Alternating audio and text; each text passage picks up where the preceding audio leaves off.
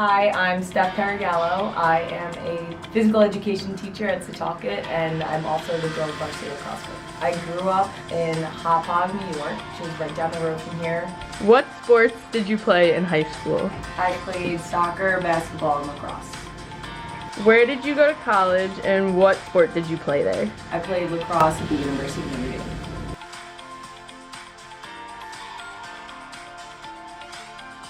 What other colleges were you deciding between and why did you choose Notre Dame?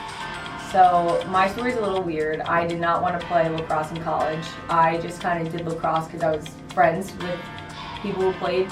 So I was looking for soccer. So I ended up narrowing it down to, for soccer, I was looking at Hofstra, St. John's, and University of Dayton. And then for lacrosse, I only really looked at Northwestern and Notre Dame. And I figured at the end, I'm a girl, I'm never gonna really make money playing a sport. So I wanted my sport to take me as far as it could in life. And I kind of chose the education over anything else. So it was difficult not playing soccer in college, but I could not say no to the University of Notre Dame diploma. So that's what I want. There's a debate on whether kids should be multi-sport athletes or focus on one sport. Where do you stand on this? I think kids should be multi-sport athletes.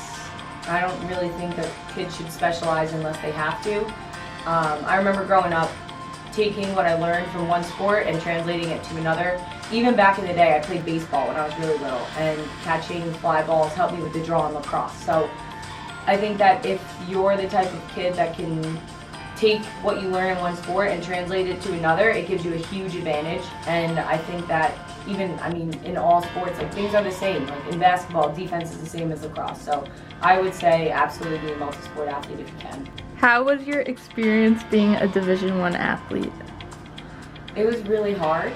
Now I feel like I can do anything because I remember it as like 4 years where I didn't have a second to myself.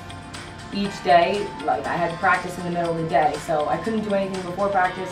I couldn't do anything after practice. I remember graduating and like thinking to myself, like, wow, it's so weird. I don't have to worry about what I'm eating for lunch today, because I would always have to worry if I was eating lunch too early, too late. Would I be hungry after my 3-hour practice? It was crazy. I enjoyed every second of it. You make the best friend of your entire life. I'm still super close with all my college friends. I got a great experience with going to college and immediately having friends, which I loved. I feel like now my time management skills are really good because of that. But there were definitely some other aspects to it that were really, really tough to handle. And I feel like it was good. I got through them, but every time I know someone that's going to go play in college, I kind of warn them of certain things that they got to look out for. Did you always want to be a physical education teacher? No, I did not. So I majored in political science and Spanish, and my goal was to be in the FBI or the CIA. And my main goal was, like, in my career, I want to know I'm making a difference in the world, I want to protect the world. So I figured that was like the best route for me. And when I graduated, you can't just go into the FBI or CIA. It's a huge, long interview application process that takes like 2 years. And you also need some experience as well before you can even apply. So I ended up getting a job as, I work in private investigation too, so like a small company. And I figured that would be good. And I had no desire to be a physical education teacher whatsoever. I was like done with it. I was done with sports. I was fine with it, and I was like ready to move on to the next chapter of my life. So I did not want to always be a PE teacher. So I graduated college. I hurt my knee, and I was in physical therapy. And my physical therapist was like, "You feel like coaching this random varsity team, Carl Place?" And I was like, "Yeah, sure. Like, give him my number."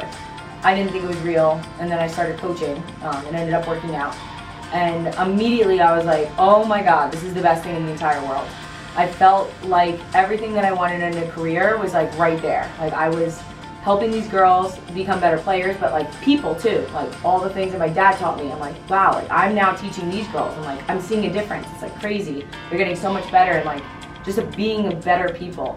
And once I kind of got the news that so I ended up getting into the CIA. I got like a job offer, and I had the opportunity to either go and be in the CIA and never coach again, or I could kind of change my career path and continue coaching. I decided that I wanted to be a PE teacher because I felt like you can coach and then you can also kind of teach the non-athletes some of the things that athletes love about sports in the PE setting. And I just wanted to be around kids and kind of make them better people growing up. How has your experience been playing under Coach Paragallo? Honestly, it's been a really good experience. I'm excited that I have all 4 of my years with her, and I'm excited to keep working with her and the team that she's building. And when she came here, she changed a lot of things about the team, or so I heard, and I think that's really impacted how we play on the field and how we are as a team off the field. Have you learned anything about yourself through coaching or teaching? Yes, I did. I learned that I never really knew how much I cared about other people until I was in that situation where each year I see the freshmen and I have no idea who they are, and then by the end of the year I genuinely care about them. So I learned that. I guess I always did care about people that much, but I never had the opportunity to care about so many people.